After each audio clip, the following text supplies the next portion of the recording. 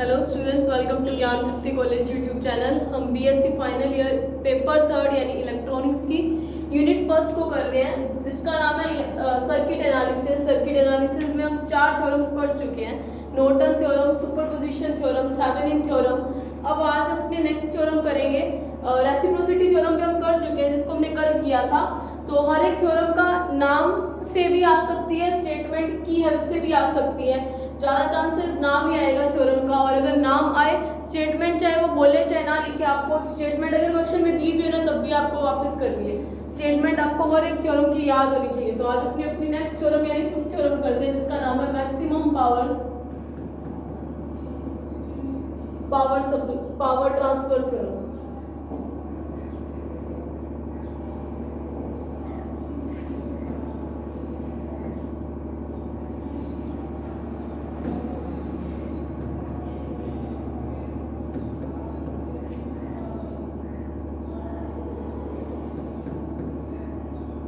Maximum power transfer theorem, अधिकतम शक्ति संचरण प्रमेय।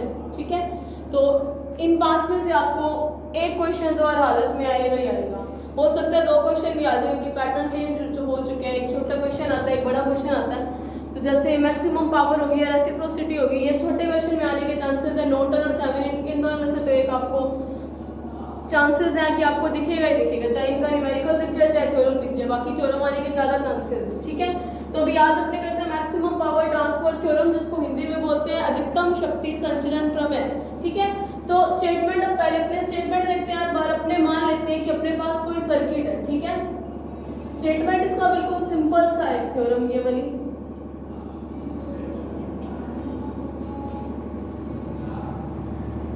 देखो, कभी कभी आप बुक में कहीं पे देखे होंगे, अगर आपको इस तरीके का भी नेटवर्क दिखे,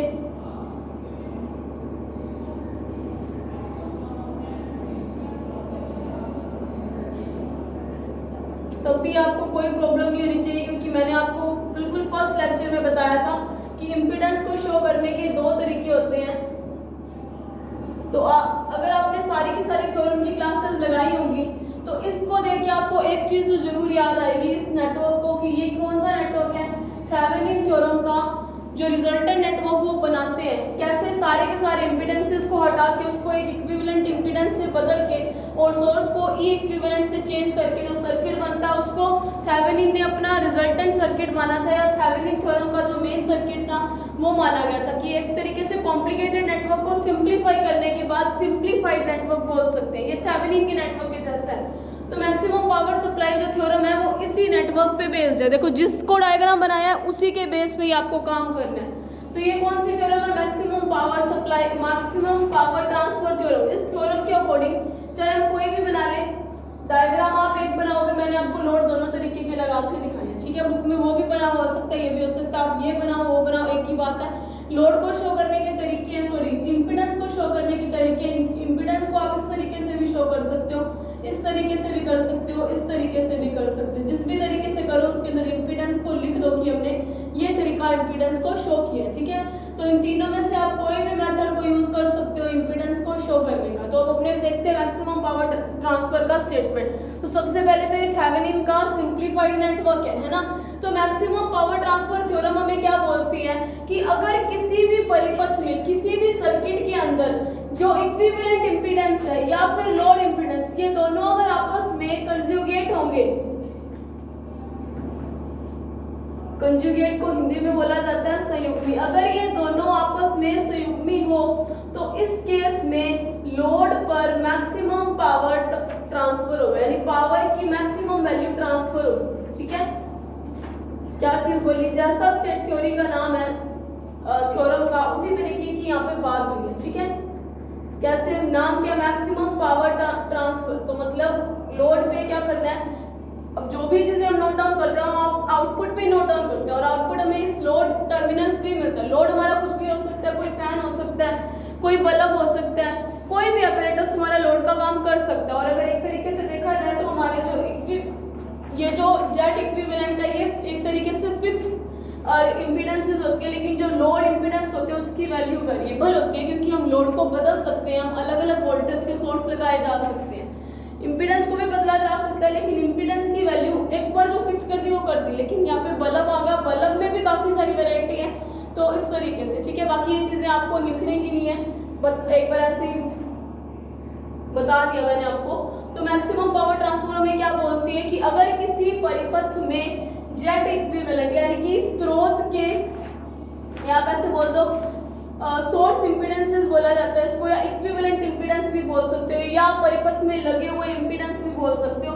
अगर परिपथ में लगे हुए इम्पीडेंस इस लोड इम्पीडेंस के संयुग्मी हो तो उस केस में लोड पर मैक्सिमम पावर ट्रांसफर होता है। ये किस तरीके से होता है अपने देखेंगे। देखो, सबसे पहले संयुग्मी का मतलब क्या, पावर मैक्सिमम करनी है, और अपने को पावर पता है वो कितनी होती है, modulus of I square into R होती है ना।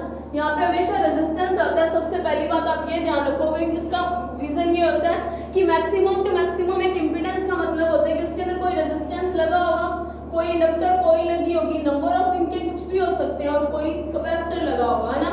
यानी कि आर, एल और सी, इन तीन चीजों को लगा हुआ। पावर के अंदर हमेशा आई स्क्वायर इंटू आर आता है, ठीक है, रेजिस्टेंस आता है, क्योंकि मैक्सिमम पावर इसी रेजिस्टेंस पे शो होती है। संचरित पावर का जो संचरण होता है, शक्ति का संचरण इसी प्रतिरोध पे होता है। और वैसे भी देखा जाए तो इम्पीडेंस के अंदर या कोई भी सर्किट होगा, ये तो क्रिटिकल सर्किट हमारे कॉम्प्लिकेटेड सर्किट है, इसलिए हम इम्पीडेंस को लेते हैं, लेकिन किसी भी सर्किट में जरूरी नहीं होता। इम्पीडेंस भी जहाँ पे बोल देते हैं ना, वहाँ पे जरूरी नहीं होता कि ये दोनों टर्मिनल हो, लेकिन इस टर्मिनल का होना नेसेसरी है।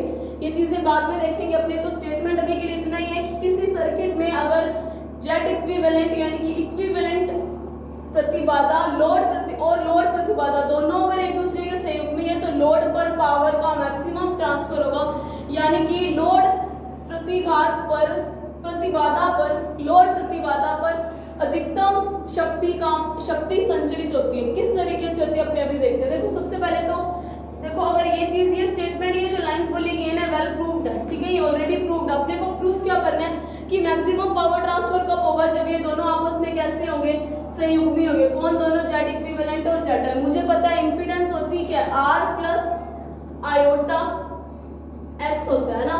इसको जे से शो करते हैं, आप आयोटा करो तो आयोटा भी कर सकते हो। तो मुझे पता है अगर मेरा जेट इक्विवेलेंट है तो उसके लिए मेरी आर की, इसकी वैल्यू क्या आ जाएगी, R equivalent plus x equivalent, है ना, आयोटा एक्स इक्विवेलेंट, ठीक है। सिमिलरली मेरा जेड एल क्या होता है, R L plus iota x L. ये इम्पीडेंसेस होते हैं ना। इम्पीडेंस की वैल्यू मैंने बिल्कुल फर्स्ट लेक्चर में आपको इम्पीडेंस समझाया।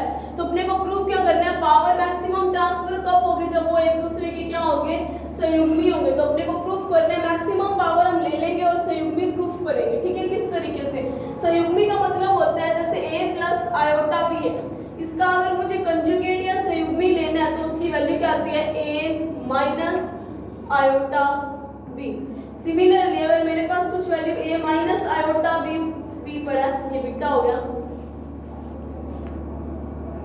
इसका अगर मुझे संयुग्मी लेना है यानी स्टार लेना है, कंजुगेट लेना है, तो उसकी वैल्यू क्या आ जाएगी, ए प्लस आयोटा बी, ठीक है। यानी कि जो प्लस का आयोटा होगा वो माइनस आयोटा में चेंज हो जाता है, जो माइनस आयोटा है वो प्लस आयोटा में चेंज हो जाता है, साइन चेंज हो जाता है। मतलब क्या हुआ, मुझे मैक्सिमम पावर ट्रांसफर देखना है तो मैं पावर मैक्सिमम तभी ट्रांसफर होगी जब जेड इक्विवेलेंट और लोड इक्विवेलेंट दोनों एक दूसरे के संयुग्मी हो।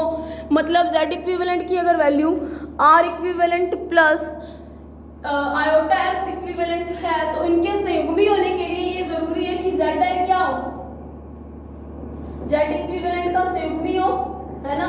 लोड पे मैक्सिमम ट्रांसफर, ये चीजें आपको अभी बता रही हूँ, ये अपने प्रूफ करेंगे कि पावर को मैक्सिमम लेंगे ना तो ये चीज अपने आप ही बन जाएगी, जो कि स्टेटमेंट ही है कि मैक्सिमम पावर ट्रांसफर के लिए जेड इक्विवेलेंट और जेड एल दोनों का आपस में संयुग्मी या कंजुगेट होना जरूरी है। तो अगर इसमें मैं स्टार लगा दूं इसका मतलब क्या हुआ, इसकी वैल्यू कितनी आएगी, जेड एल की R equivalent plus iota x equivalent का कंजुगेट, और इसकी वैल्यू क्या आ जाएगी, R equivalent minus iota x equivalent. मतलब जेड एल को मुझे ये चीज आनी चाहिए, अगर पावर हमें कैसी लेनी है, मैक्सिमम लेनी है, तो पावर मैक्सिमम के लिए जेड इक्विवेलेंट आना चाहिए। तो स्टेटमेंट ध्यान रखो कि जब पावर का अधिकतम लोड पर अधिकतम शक्ति का संचरण तभी होगा जब जेड इक्विवेलेंट और जेड एल दोनों आपस में एक दूसरे के संयुग्मी हो। तो ये चीज पावर मैक्सिमम लेंगे और ये चीज हम प्रूफ करेंगे। कैसे करेंगे? स्टेटमेंट की हेल्प से। अभी अपने इसको सोल्व शुरू करते हैं, इसका प्रूफ शुरू करते हैं। तो मैंने सर्किट बना लिया, ये इक्विवेलेंट वोल्टेज सोर्स लगा हुआ है, ये मेरे पास कोई Z इक्विवेलेंट लगा हुआ है, यहाँ पे मेरे पास कोई क्या लगा हुआ है, लोड, इम्पीडेंस, ये A टर्मिनल है, ये B टर्मिनल है। पावर के लिए मुझे पता वो कितनी होती है, modulus of I square R। Mode तब लगता है जब हमारी इमेजिनरी नंबर्स आए। अब हमारा इमेजिनरी है ना, Z इक्विवेलेंट की वैल्यू क्या आती है, R equivalent plus iota X equivalent, मतलब Z is equals to R plus iota की टर्म्स में होता है। मतलब जब हम इमेजिनरी नंबर की बात करते हैं तो पावर में मॉड्यूलस ऑफ I स्क्वायर आ जाता है। तो अब इस सर्किट से मुझे इतना पता है कि यहाँ पे अकॉर्डिंग टू थेवेनिन थ्योरम ने हमें एक चीज बताई, और थेवेनिन थ्योरम की ये चीज हम नॉर्टन में भी यूज कर चुके हैं।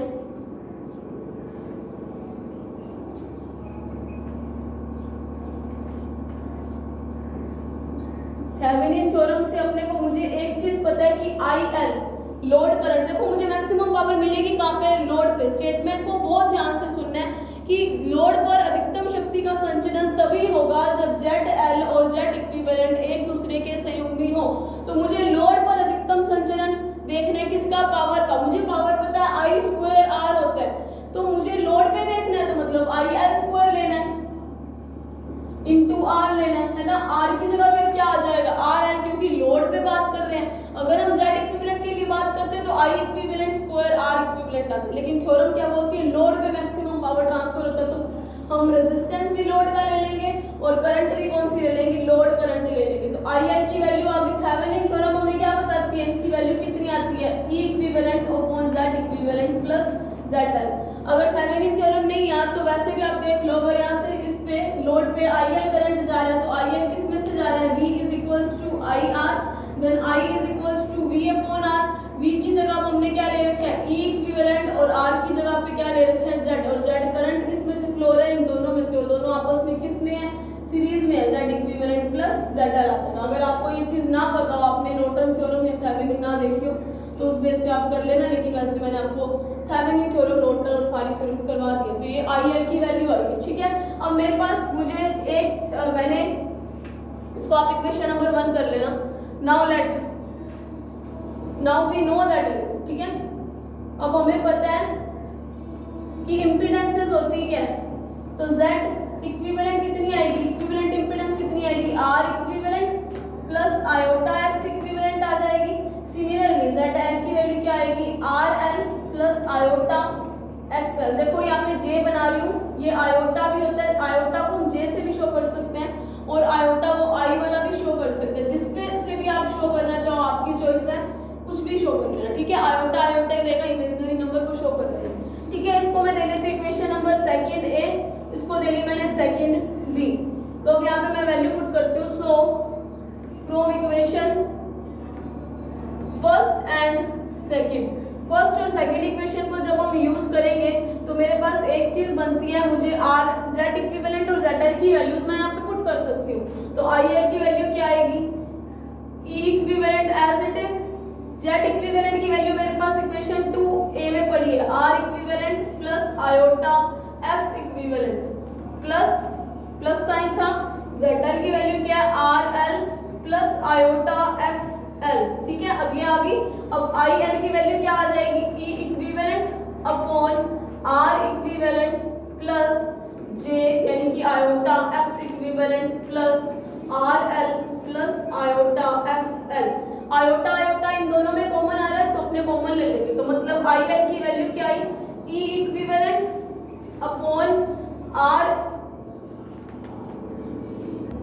तो देखो इक्वेशन 1 और 2 की वैल्यूज यानी कि 2A 2B की वैल्यूज इक्वेशन 1 में पुट की, तो मेरे पास IL की एक पर्टिकुलर वैल्यू आ गई, R equivalent plus J iota equivalent RL plus iota XL।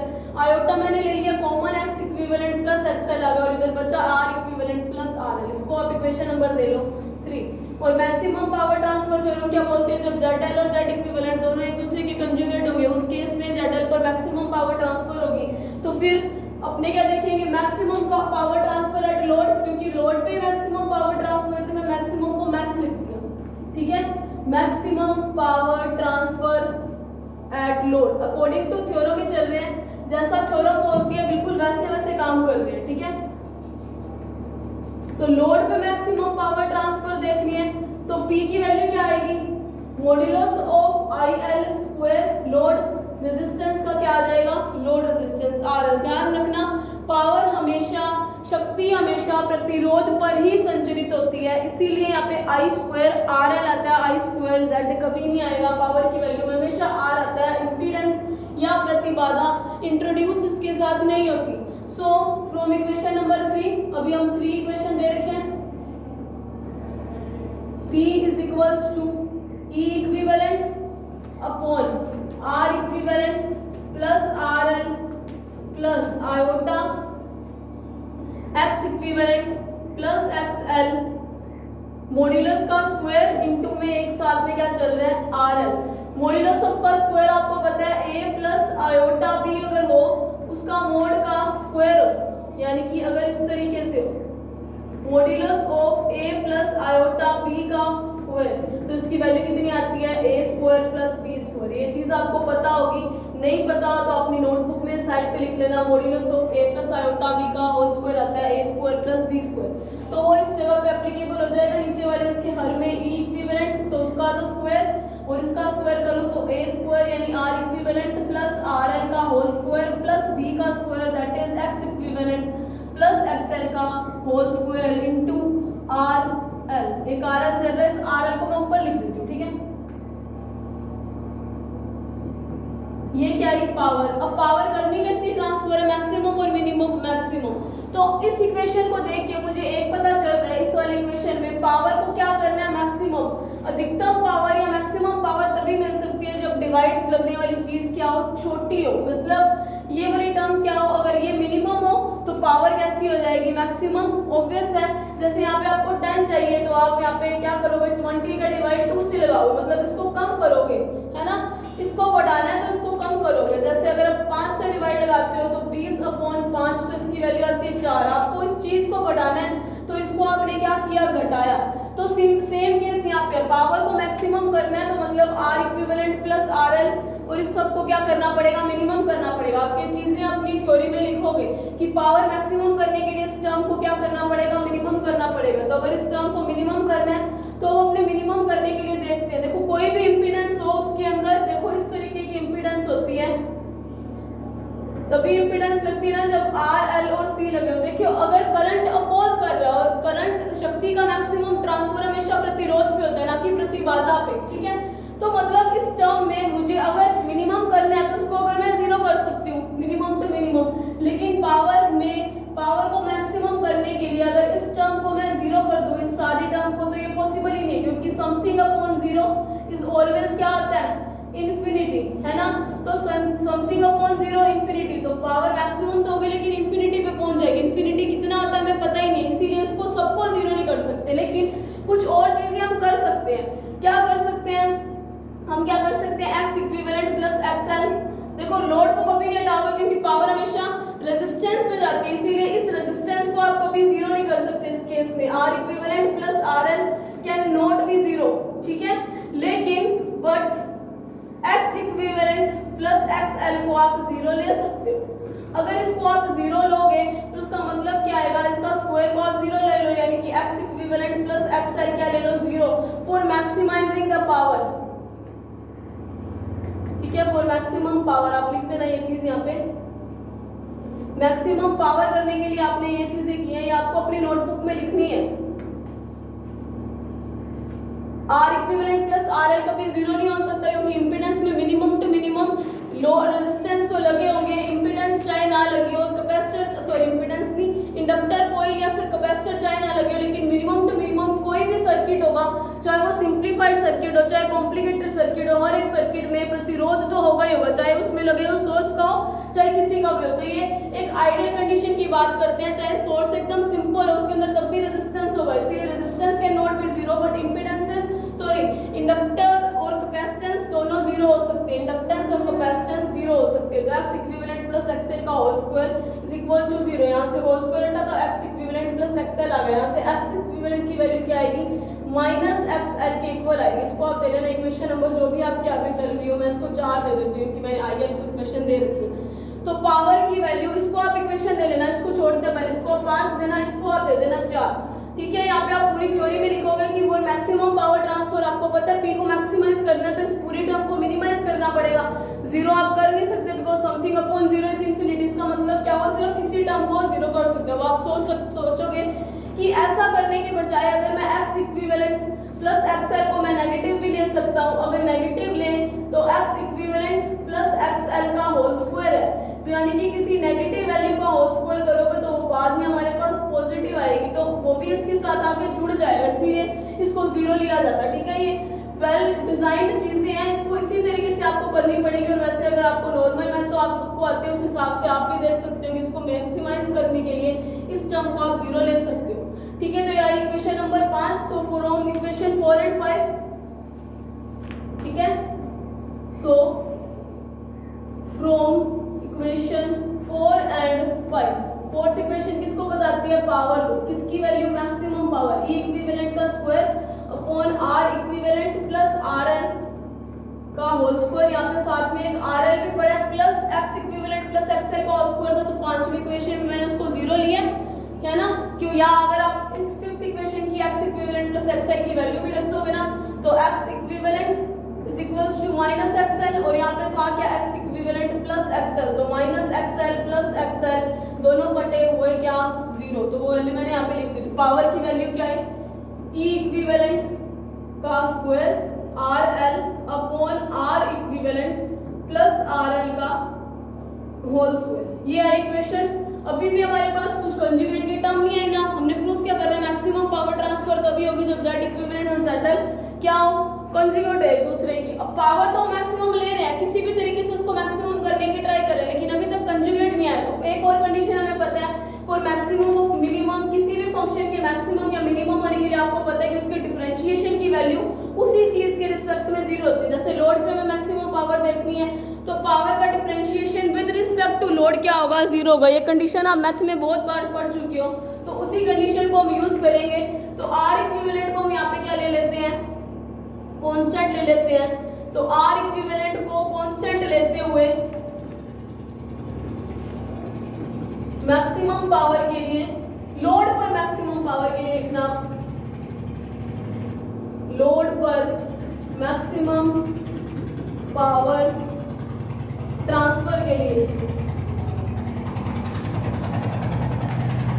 अपने को क्या पता है, फिर उसके इसमें क्या आ जाएगा, dP अपॉन DRL, उसकी वैल्यू कितनी आ जाएगी, 0। अगर ये चीज है तो इसको आप इक्वेशन नंबर दे देना 6। सो फ्रॉम यूजिंग इक्वेशन 6, अब इक्वेशन नंबर 6 को यूज करती हूँ मैं, RL के रिस्पेक्ट क्या करती हूँ, डिफरेंशिएशन करते हैं, ठीक है। DRL और किसके रिस्पेक्ट में है, RL के, और पूरी टर्म क्या हमारी जो भी हम उसको लिख देते हैं। ये इंटीग्रेशन मैं नेक्स्ट स्लाइड पे कर रही हूँ, ठीक है। dP अपॉन किसके रिस्पेक्ट में है,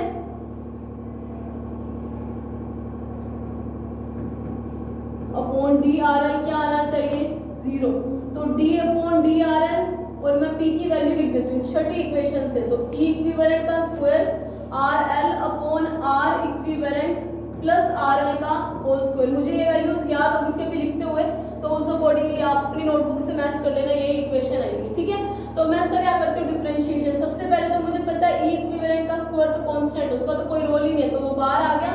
तो D अपॉन DRL, मैं इसको इस तरीके से लिख लेती हूँ, RL into R equivalent plus RL की इनवर्स माइनस की 2 इज इक्वल्स टू 0। तो ये U इंटू V लग गया, डिफरेंशिएशन आपको आते हैं तो U इंटू V का डिफरेंशिएशन करते हैं, ठीक है।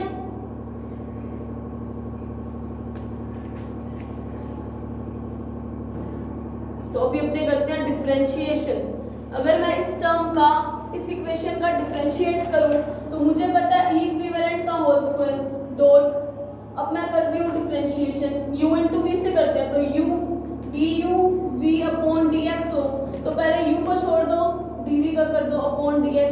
सिमिलरली इस तरीके से होता है ना, प्लस का साइन आता है ना, तो उस अकॉर्डिंगली अपने कर देते हैं। किसी का भी पहले कर लो, कोई फर्क नहीं पड़ता है ना। मैं RL का पहले कर देती हूँ, ठीक है। RL का करूँगी तो 1 dot R equivalent plus RL की माइनस 2 एज इट इज पड़ा है। अब फॉर्मूले के अकॉर्डिंग प्लस आता है तो मैंने प्लस लगा दिया। अब RL का तो मैं कर चुकी हूँ, तो मतलब RL एज ए कांस्टेंट, तो R इक्विवेलेंट और इस टर्म का करूंगी। अगर मैं इस टर्म का करूँ तो पावर आएगी आगे माइनस का 2। ऐसे ही होता है ना, x की स्क्वायर का क्या होता है माइनस का 2, यानी कि माइनस 2 x की पावर माइनस 2 माइनस 1, यानी कि x की पावर n का क्या होता है n x की पावर n माइनस 1। यही डिफरेंशिएशन होता है ना, तो वही मैंने फॉर्मूला यहाँ पे यूज किया, R इक्विवेलेंट प्लस RL की -3 और जो RL है उसका क्या हो जाएगा 1 हो जाएगा, इज इक्वल टू 0। अब इसको थोड़ा सिंप्लीफाई करते हैं। E इक्विवेलेंट का होल स्क्वायर, मैंने ये जो अपॉन ये थे इसको मैं पावर को अपॉन में लिख देती हूँ, ठीक है। R इक्विवेलेंट प्लस RL का होल स्क्वायर माइनस, क्योंकि माइनस आ गया 2 और RL पड़े और ये क्या आएगा डिवाइड में चला जाएगा, R इक्विवेलेंट प्लस RL की क्यूब इज इक्वल्स टू क्या आया 0, ठीक है। अब 0 आ गया, अब क्या कर सकते हैं अपने, इसको मैंने थोड़ा छोटा कर दिया, आपको विजिबल तो हो रहे होंगे वर्ड्स तो, ठीक है। अब यहाँ से सॉल्व करते हैं, तो E इक्विवेलेंट स्क्वायर का मैंने अंदर मल्टीप्लाई कर दिया, R इक्विवेलेंट प्लस RL का whole square minus 2RL upon R equivalent, E equivalent का होल स्क्वायर भी रह गया ना, R इक्विवेलेंट प्लस RL का cube is equals to 0। LCM ले लेते हैं अपने, एलसीएम में अगर लूं तो एलसीएम क्या आएगा, R इक्विवेलेंट प्लस RL का क्यूब एलसीएम आ जाएगा, तो E यहाँ पे स्क्वायर था तो एक ऊपर चला जाएगा, E इक्विवेलेंट का square R equivalent plus RL, एक टर्म बस यही बचेगी माइनस 2RL E इक्विवेलेंट का whole square is equals to 0। अगर इज इक्वल टू 0 है तो इस वाले को अपने सॉल्व करते हैं। जब मैं सॉल्व करूंगी, ये चीजें मैं हटा रही हूं, तो इसको सॉल्व करेंगे तो मुझे पता है यहाँ पे क्या आया, E इक्विवेलेंट का स्क्वायर, ये वाली टर्म 0 से मल्टीप्लाई हो जाएगा, E इक्विवेलेंट का square R equivalent plus RL minus E equivalent का whole square R equivalent, sorry R equivalent तो अभी आएगा ही नहीं, ये वाली चीज लिख रही हूँ, ठीक है, 2 E इक्विवेलेंट का whole square into RL is equals to 0। अब इसको मैं क्या करूंगी, E इक्विवेलेंट का whole square R equivalent plus RL is equals to, ये उधर जाएगा तो प्लस में E इक्विवेलेंट का होल स्क्वायर इनटू में RL, whole square E equivalent square cancel out, तो यहाँ पे क्या आया R equivalent plus RL is equals to 2RL, तो R इक्विवेलेंट की यहाँ से वैल्यू क्या आई, R 2RL माइनस में RL, तो R इक्विवेलेंट की वैल्यू क्या आई, RL ओनली आई, तो इक्वेशन जो भी हमारी बन रही हो ये हमारी 6 तक होगी, तो इसको मैंने दे दिया इक्वेशन नंबर 7। तो लोड को तो मैक्सिमम करने की हमारे पास दो ही हमें कंडीशंस आती थी, कौन सी कंडीशन, या तो हम ये कंडीशन यूज कर सकते थे कि इस टर्म को किसी न किसी तरीके से मैं मिनिमाइज कर दूं, तो उसको यूज करके मेरे पास एक इक्वेशन नंबर 5 आई, जिससे क्या आया x equivalent is equals to minus में XL। दूसरी चीज हम क्या कर सकते हैं, हमें मैथ्स के अकॉर्डिंग ये पता है कि उसका डिफरेंशिएशन कर दो वो 0 के इक्वल आ जाता है, तो उसको मैंने सॉल्व किया तो मेरे पास एक और नई चीज आई, R इक्विवेलेंट किसके इक्वल आई, RL के इक्विवेलेंट, ठीक है। तो सेकंड इक्वेशन आप ध्यान दे लो एक बार, मैंने सेकंड एक इक्वेशन लिखी थी जो किसकी वैल्यू थी, इन दोनों की वैल्यू थी, है ना। तो मैक्सिमम पावर ट्रांसफर के लिए बोला क्या गया, लोड इंपीडेंस और जेट इक्विवेलेंट दोनों को आपस में कैसा होना चाहिए, संयुग्मी या कंजुगेट होना चाहिए। तो इक्वेशन 2, 5 और इस इक्वेशन नंबर 7 से हमारे पास कुछ रिजल्ट आते हैं। मैं एक बार इक्वेशन 2 लिख देती हूँ, जेट इक्विवेलेंट की वैल्यू क्या आती है, R equivalent plus iota X equivalent, XL की वैल्यू क्या आती है, RL प्लस आयोटा XL, और इक्वेशन नंबर 5 मुझे क्या बताती है, X इक्विवेलेंट किसके इक्वल आता है, XL के, और 7 मुझे क्या बताती है, R इक्विवेलेंट किसके इक्वल आता है, माइनस ऑफ RL क्या आ रही है, नहीं उल्टा लिख दिया, ये माइनस XL क्या आती है और ये प्लस RL क्या आती है। इधर देखो यहाँ पे सिर्फ RL आ रहा था, और पांचवी इक्वेशन कौन सी है हमारी, ये फिफ्थ इक्वेशन x इक्विवेलेंट किसके इक्वल है, माइनस XL के। तो ये सारी इक्वेशंस जब मैं इस इक्वेशन में पुट करूंगी, इक्वेशन ये 2a थी, ये 2b थी, ये कौन सी थी 5 थी, ये 7 थी, आपको बार बार लिखने की जरूरत नहीं है, ठीक है। तो मैं जब इस इक्वेशन को 5 और 7 को किस में यूज करूंगी, 2b में यूज करूंगी, तो यहाँ से मेरे पास ZL की वैल्यू आएगी, RL की जगह क्या लिख सकती हूँ मैं, R इक्विवेलेंट, और x इक्विवेलेंट की जगह क्या लिख सकती हूँ, सॉरी XL की जगह क्या लिख सकती हूँ, माइनस x इक्विवेलेंट, तो iota minus x equivalent. Equivalent. तो वो चीज प्रूफ हुई कि मैक्सिमम पावर की कंडीशन हमने बनाई, तो मैक्सिमम पावर ट्रांसफर तभी हो सकती है जब Z इक्विवेलेंट और ZL आपस में एक दूसरे के क्या हो, कंजुगेट हो, संयुग्मी हो। और संयुग्मी का मैंने आपको बताया है कि यहाँ पे ZL किसके इक्वल आया, Z इक्विवेलेंट के संयुग्मी के। तो ये चीज थ्योरम का स्टेटमेंट यहाँ पे प्रूफ होता है। तो अगर आपको लेक्चर समझ आया हो तो बेस्ट है, और अगर नहीं आता तो इस वीडियो को दूसरी बार देखना, सिंपल कैलकुलेशन की गई है। तो that's it for today, thank you very much.